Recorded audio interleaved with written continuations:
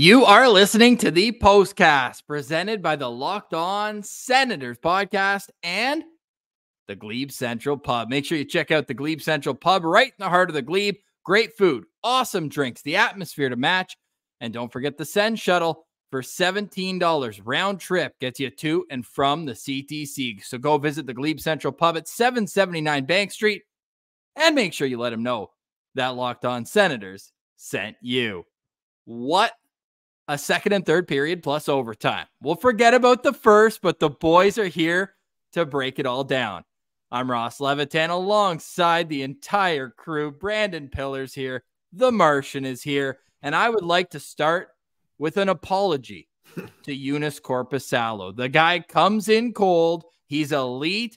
Doesn't allow a goal. He has 3 10-bell saves in the second period to give the team momentum, and they go bingo, bango, bongo, and then overtime happened. Pilsy, how'd you see this one unfold?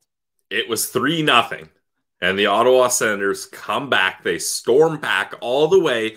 Maybe you need a little more time than just regulation, but they get the job done in overtime in front of that crowd, and this was one of those games, I think after the first period, I'll speak for myself at least. I was like, well, this is the en route to be another embarrassing loss here. Like it might just be 9-0 by the time this game is over. They can't get anything done. And then second period, you get the goalie switch. That's an early goalie switch. I wasn't sure if I loved it in the moment or hated it, so I'll get your guys' opinion on that. But it ends up being the perfect call as Joonas Korpisalo shuts the door, gets Ross's apology in, less than 48 hours. Ross has to issue a public apology, and the Ottawa Senators, their star players are their star players, and they get the job done in this one. Martian, thank goodness Ross popped into this postcast, because otherwise it would have been a Martian and Pilsy postcast where the Preds just rolled on through. Yeah, you got to wonder what was said in that first intermission, fellas. Like, they came out looking like a completely different team. That first period was absolutely abysmal. I was ready to turn this thing off and let the boys know I'm not coming to the postcast tonight because I just can't go through with this thing. But boy, am I glad that they did what they did. They pulled it off. They came out and they came out with like a lot of fire in that second period, a lot of physical energy. Guys like Ridley Gregg really sparking the team. So very happy with the end result in this one, because it would have been a tough one to break down if things kept going the way they were. We would have spent 20 minutes talking about how Ridley Gregg got an embellishment for getting speared in the nuts. Right, the gonads. Instead of that, wait, makeup call. I don't even want to talk about the Ridley Gregg situation, because as a goalie-friendly show, that UC Saros penalty for making a kick save, he didn't even there was no kicking motion upon further review. He was literally just trying to slide over and make a save, and Timmy went over top. So we'll call it even. Neither team scored on the ensuing. Well, one was a power play, one negated a Senators power play, ultimately making it 4-on-4. But this game came down to two things. Joonas Korpisalo in the second period made 11 of his 17 saves. Sure, he was perfect for the entire game, but that second period in particular, he had a glove save that was just beautiful, and it set the tone, and then Ottawa went down and scored the other way. Have I talked enough about how great Korpisalo was? Can I move on to other things, boys? You're Central citizen or standout. You've got to go with Corpy. I think you owe it to him here. Well, no spoilers. The other side of this was the Stars came to play. The captain had one of the best games I've seen him play in a long time. Not only because he tied the game and had the assist on Drake's goal, which was nasty, Batherson's goal to get the ball rolling in this comeback, but all the Stars came through. Tim Stützle scores his 11th of the year, and G-Money Baby gets the overtime winner. Put that upstairs in a hurry. Tim Stützle, great assist on that. And it was great play the other way, goal the other. But they didn't even get a shot on a 2-on-0. How the heck does that happen, Martian? I don't know. I think whoever's coming back there hustling hard. I'm not sure if it was Norris. I know he was on the ice for that, but he was coming back hard. But I don't know how they didn't get that pass across and at least get a shot there. It was Chikrin. Oh, it was Chikrin. Okay, well, either way, it was good hustle by him, put him that little bit of pressure, I guess, that was needed to negate what was going to go on there. But hey, that's the way it works, man. We talked about it last postcast. You get a really good chance at one end. I know it's 3-on-3 overtime, and it's going a lot, back and forth a lot more than a 5-on-5 play would. But, good play happens at one end, and it ends up going in the net in the other right afterwards. So that's hockey, and that's why we love it. It's exciting. Yeah, especially 3-on-3 overtime. And as soon as this game went past regulation, I ran to FanDuel and hammered the Sens. I just thought, like, this Sens roster is so much more dynamic than really anything that the Nashville Predators could throw out there. Sure, you got Roman Josi, you got Philip Forsberg, two very, very good players, and Juuse Saros, obviously. So that's a good trio there. But once overtime started going, I was feeling more and more confident, and I felt even more confident if this game was going to go to a shootout, that the Sens would get it done. So these are the kind of victories you need as a team like the Ottawa Senators, where as a group, you feel like you have the talent, but you just aren't able to get the job done. Well, you're down 3-0 at home in the first. Goalie change to start the second. All right, kind of like Brady Tkachuk said, let's see the maturity here. They could have just laid it flat and died for the rest of the two periods like we've seen them do in the past, but it really seemed like this team was on a mission to not let that happen. Yeah, and I mean, we're not going to slam Sogard tonight because they ended up coming out with the win. It wasn't his night, obviously, tonight, but you do got to feel bad for him because his family was in the building for this one. Apparently, they came in to watch him play one period of hockey, so that's unfortunate for them. But yeah, man, it's tough. Let's get to that. When that happened, the second period started, were you guys like, "Yep, right move, get Corpy in," or how did you feel about that, Martian? Honestly, I was pretty indifferent at that point. I just didn't think they were going to come back. I didn't think it was going to make a difference. So them putting Korpisalo in this night off, which I feel like something that happens a lot to Korpisalo for whatever reason. The backup's supposed to get the start, and then he ends up coming in halfway through the game. And this one, 1/3 of the way through the game. So Korpisalo doesn't get many nights off when it's supposed to be. But for me, I was just like, well, whatever. Yeah, sure, throw Corpy in there. How much worse could it be? But yeah, but it turned out to be the right move. I think for me, it was you can easier to change one goalie and shake things up rather than all 18 skaters because nobody played that first period well. I think one of the goals was probably one Sogard would like to have back, the one where it was a nice move getting around Chabot, and Chabot did not have his best game tonight at all. But he gets around him, but the replay showed like he was hugging the outside of the post. He wasn't really in the spot there. The other two, one's a weird bounce off the stanchion. First one, nothing you can do there. What are you going to do? And then a tip in front. What are you going to do? It's too bad, but at the same time, look, great move by Jacques Martin or Justin Peters, whoever made that call. It set the fire under this team early. But again, early in the second period was when Korpisalo was at his best this game too. So it could have been worse before it got better. And Korpisalo gave his team a chance to win tonight. And the stat on the broadcast from Kyle Bukowska saying that this was the first time that a Senators goalie had come in relief and gotten a win since 2017, Mike Condon. So we're going way back in the history books of this Senators team for that to have happened. So I absolutely love what I saw from Joonas Korpisalo tonight. I love what I saw from Jake Sanderson, my locked-on player tonight. Like, boys, he was the best defenseman on the ice, and Roman Josi was right on the other side. He was as elite as it gets tonight. His advanced analytics, everything matches the eye test for me. 4 shots on goal, +2, had the hit. His the shot share when he was on the ice at even strength was all positive. When Sanderson was on the ice, the only people with better were Stützle, Giroux, and Matthew Joseph when it came to an expected goals percentage at 5-on-5. Jake Sanderson is the real deal. And when he's the best player on the ice, the Sens are usually cooking. So I wanted to give a shout out here before we even get to our standouts that Jake Sanderson came to play tonight. Now, the Ottawa Senators, from what Pilsy and I talked about this morning with the lines, they completely threw it into the blender. They brought back the Norris, Batherson, and Tkachuk line. They end up scoring a goal right off a face-off. That's a good look there. They ultimately played the most of any line together tonight. And then what did you think? I want to throw this one to you, Pilsy. What did you think of moving Matthew Joseph up on that line with Stützle and Giroux just to add that element of speed?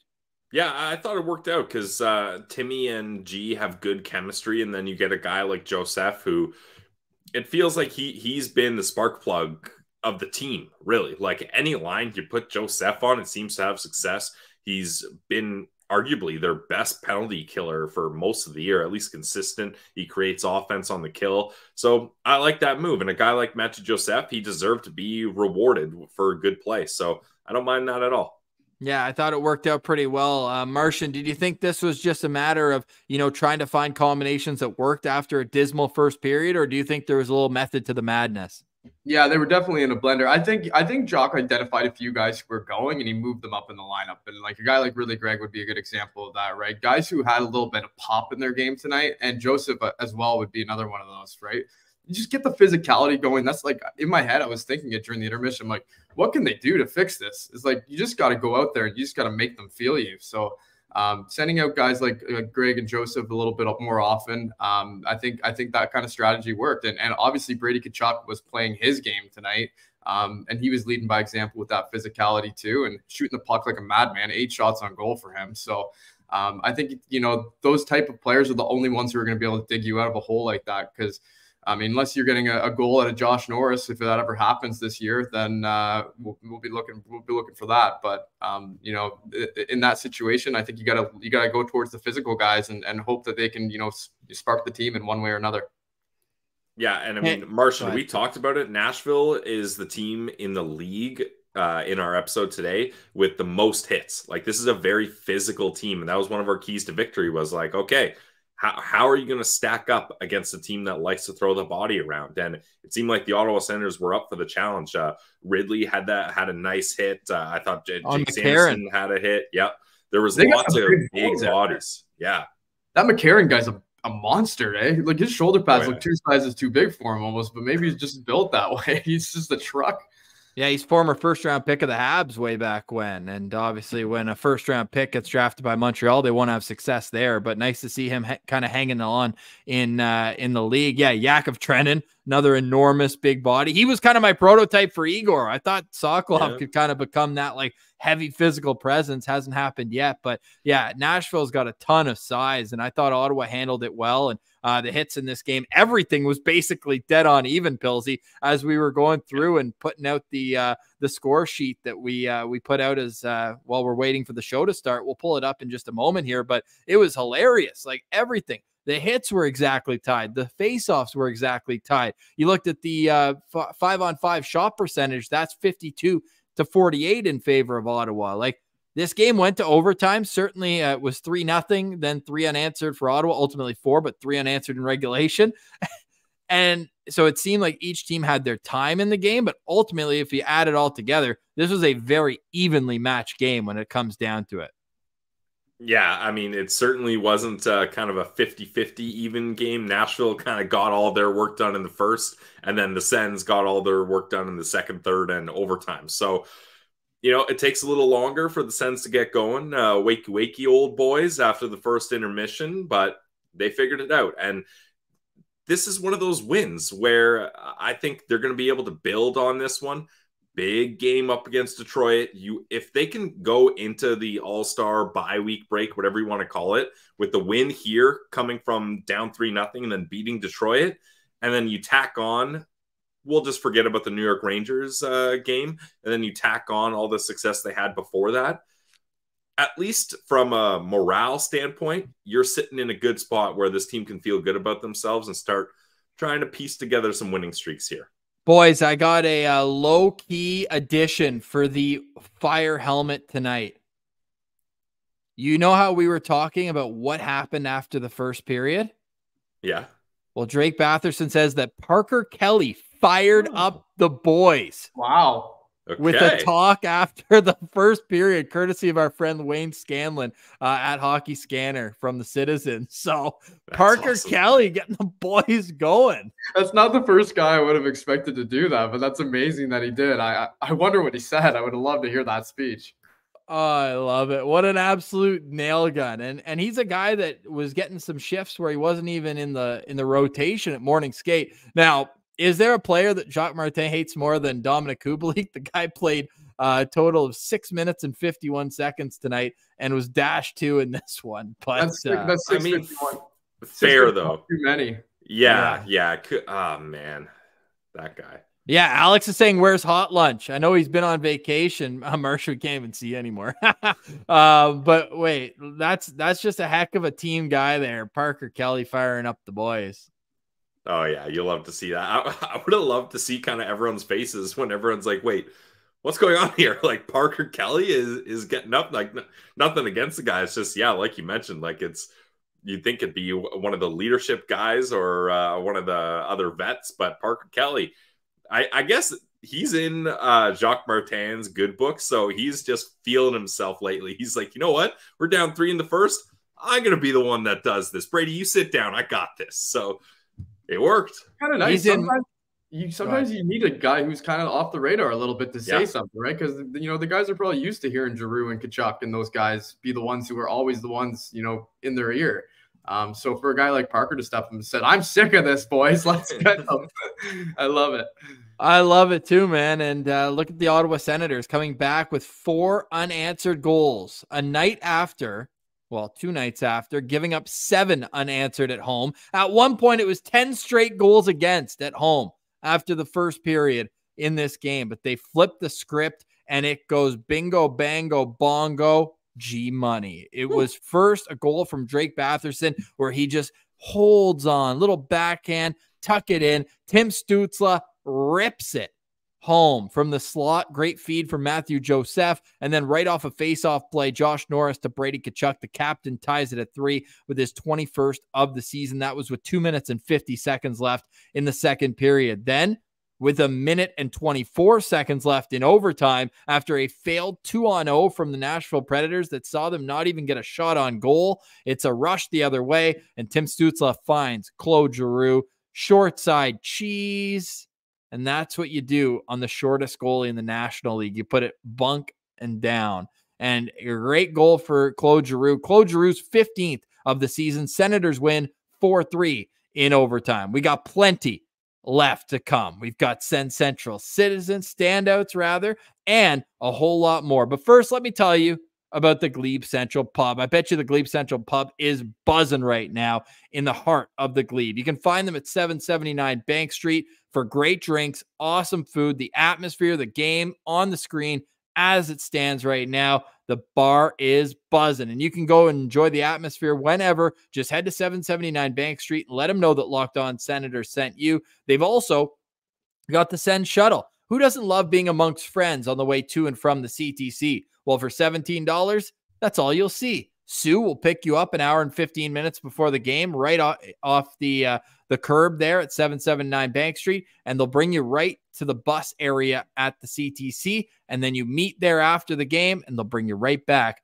for a couple cold ones. So make sure you go visit them at 779 Bank Street and let them know Locked On Senators sent you. They're the official pub of the Postcast. They get the fellas all hydrated up, and now you can go check them out too. So 779 Bank Street in the heart of the Glebe, and let them know the fellas at Locked On Senators sent you. Ross, real quick, I popped in there on Sunday, just like in the middle of the day for a couple quick drinks. I ended up being a little snacky too. I had a couple of the matzo sticks. They were delicious. This place is unbelievable. The vibes were free too, Ross. Oh, the vibes are free at the GCP. Yeah, so maybe you'll bump into Levitan Martian when you're at the GCP. You just never know. And this episode is also brought to you by our friends over at FanDuel. Happy Super Bowl to all who celebrate from FanDuel, America's #1 sportsbook. Guys, I'm fired up about the Super Bowl. Who do you got? Who do you got? Who do you got? Not the Chiefs. This is my annual tradition where I say how much I hate Mahomes and the Chiefs and go on to lose more money than I would like. So we'll see if maybe this year will change, but I'm on the Niners. Safe to say I'm on the Niners here. Let's take down the Chiefs here. And you can have your say, put your money where your mouth is on FanDuel, because on Super Bowl 58, the sportsbook has so many different things you can bet on. Who's going to win? Who's going to get a touchdown? How many points are going to be scored? And I talked about it in today's episode. They have a bet where you can bet on either quarterback to catch their own pass at plus 5,000. That's the type of money and type of odds that'll get Levitan Martian juices flowing. I'm sure he'll throw a couple shekels on that one to see how that goes. New customers in the States, join today and you'll get $200 in bonus bets if your first bet of $5 or more wins. So join FanDuel.com/lockedon. That's FanDuel.com/lockedon. Make every moment more with FanDuel, official sportsbook partner of the NFL. Woohoo! Welcome back to the Postcast. I'm Ross Levitan alongside the Martian. You can follow him on Twitter at Laleem's Martian. Pilsy's here too. You just heard him with another immaculate ad read. Nobody does it better in the biz than Pilsy when it comes to paying credit to those who we love. We also love the Glebe Central Pub, man. The Postcast wouldn't exist without them. But fellas, we've got another note from the locker room. Giroux has added that Kelly works really hard and doesn't say much. So when he talks, people listen. Kelly's getting the helmet. Book it. You guys think Kelly's getting the helmet? Who has it right now? Is it? People are saying Corpy. It's going to be Parker Kelly. I mean, based on that, it's got to be. They're giving him full credit right now for the comeback. So it's got to be him. Okay, well, do we just like who should we put for the poll? Giroux, Kachuk is a good. Yeah, Brady, and maybe Timmy.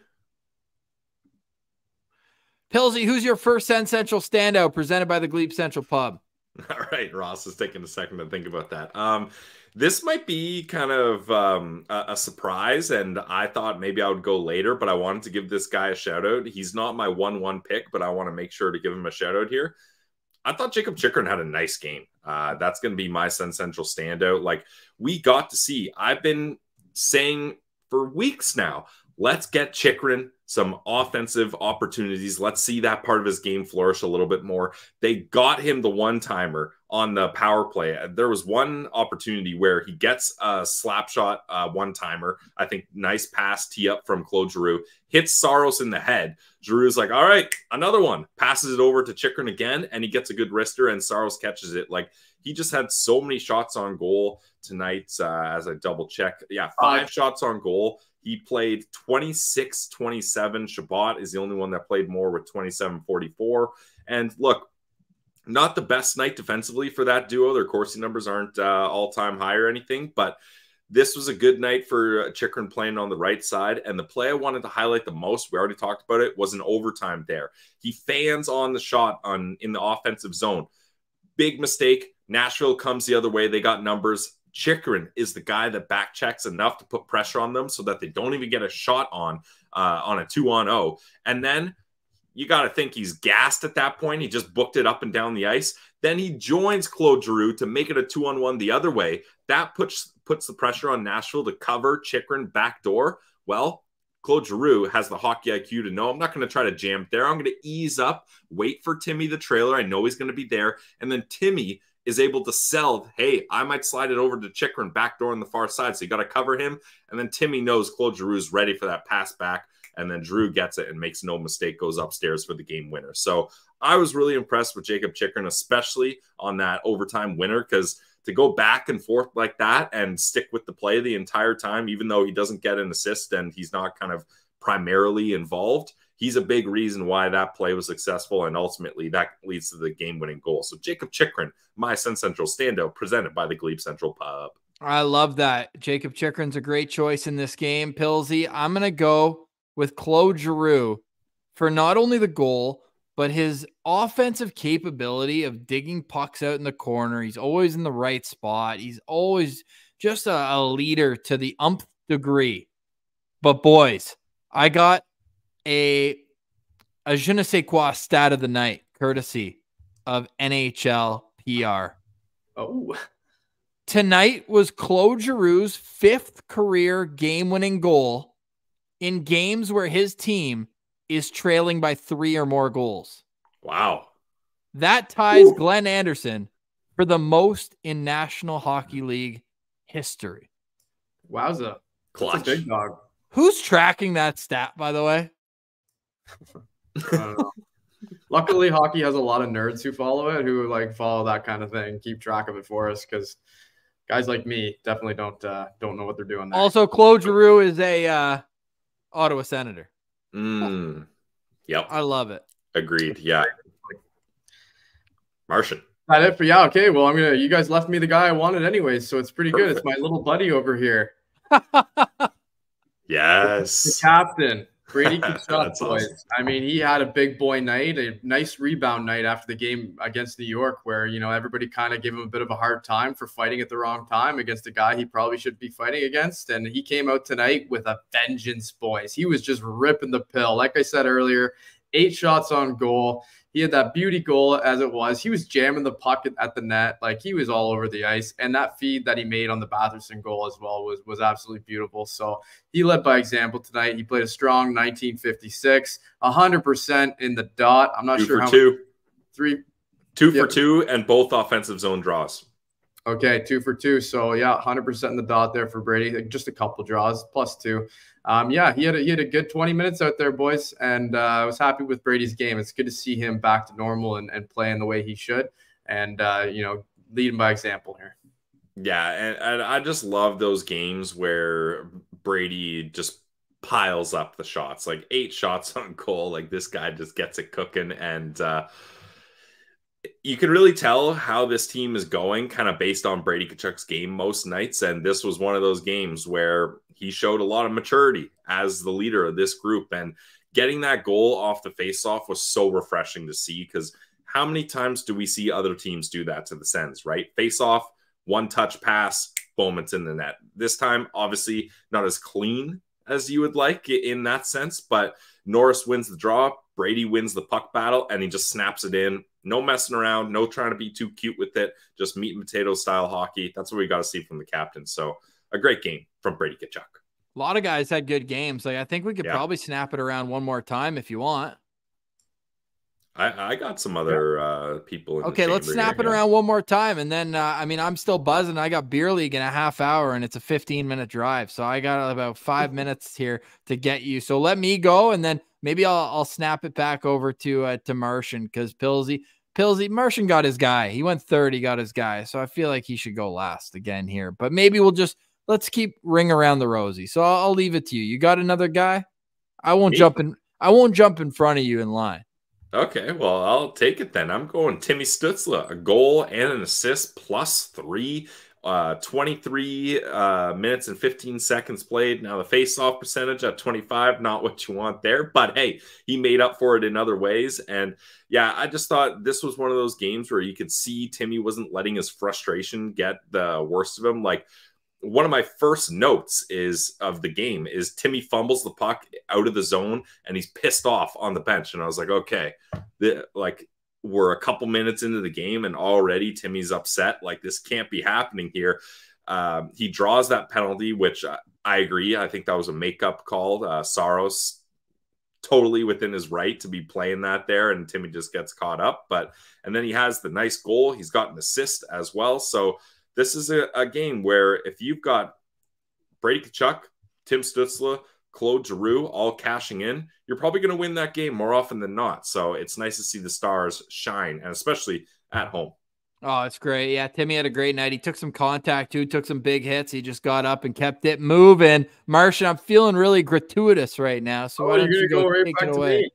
Okay, thanks, man. Yeah, I appreciate it. I'm going to go with the goalie who came in relief tonight, and that's Jonas Korpisalo. Yeah, it's goalie-friendly show, boys. We got to make sure the goalie gets his flowers here. So Korpisalo made a couple really big saves early in that second period when he first came in, and he stopped all 17 shots that he faced tonight. So nice bounce back night again for another guy who had a bit of a stinker on the last one. So my theme of my Central standouts this time is comeback nights, nice rebound nights for these guys. So Brady Tkachuk and Korpisalo are my 2 guys there.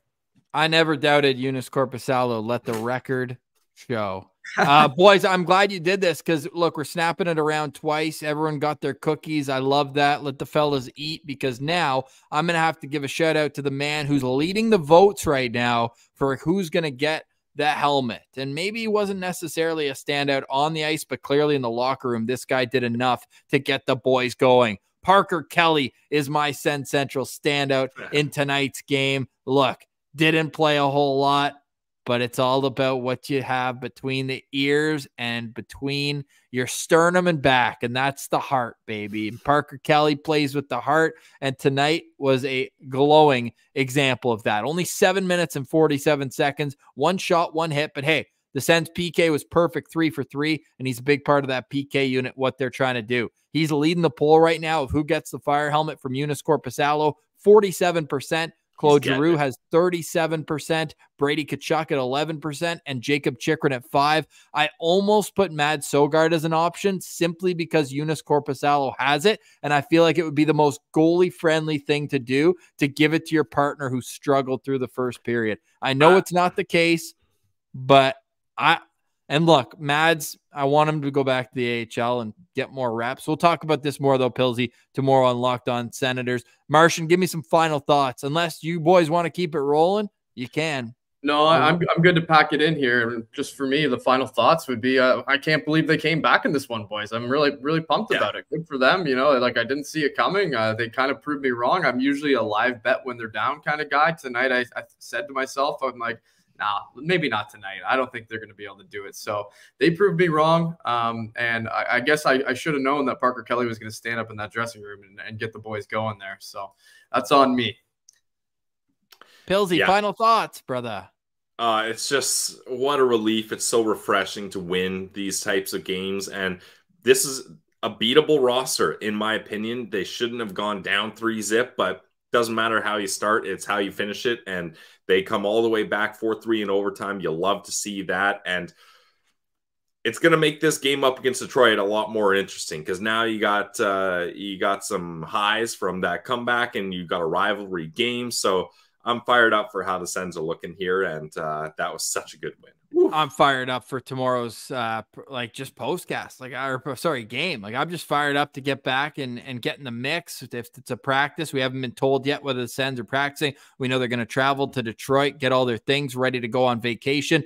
Look, if they win that game, they're 6-2-2 in their 10-game sample before the break, and that's something you can build on afterwards. We might even have to look at games in hand, but we're not there yet. Right now, just feel good. I feel very happy for everybody at the CTC, especially those who sat through all of Saturday's game, but then decided to go back tonight. Not like some people who just don't go to the game after a loss because they're, gun shy, once bitten, twice shy. Like our guy Martian, he gets his bobblehead and he just calls it a day. But hey, man, I got 8 straight losses under my belt. I'm not afraid of going back for another one. Well, shout out to the team tonight to put on that great effort in the last 43 minutes. I say 43 because that overtime, I thought Ottawa did a good job of controlling play. Look, we'll break this down tomorrow more on Locked On Senators. Appreciate everybody in the comments. It's time for a Go Sens Go in the comments. Look, it's the Motown beatdown on Wednesday. I think we got the whole Postcast crew as well, and it is going to be just amazing. We've already got Wings fans on our YouTube already saying, look, we can't wait for Joseph to come back. We can't wait. You guys stink. Well, guess what? It's time to put money where the mouth is. Senators will wrap up their unofficial first half of the season against Detroit. But fellas, we got lots more to break down tomorrow on Locked On Senators. Now, for Brandon Piller and the Martian, at Lalim's Martian on Twitter, make sure you follow him. Give a shout out to @SensCentral as well. You're already in the mix with those two accounts. And now, here's Danger Flutes.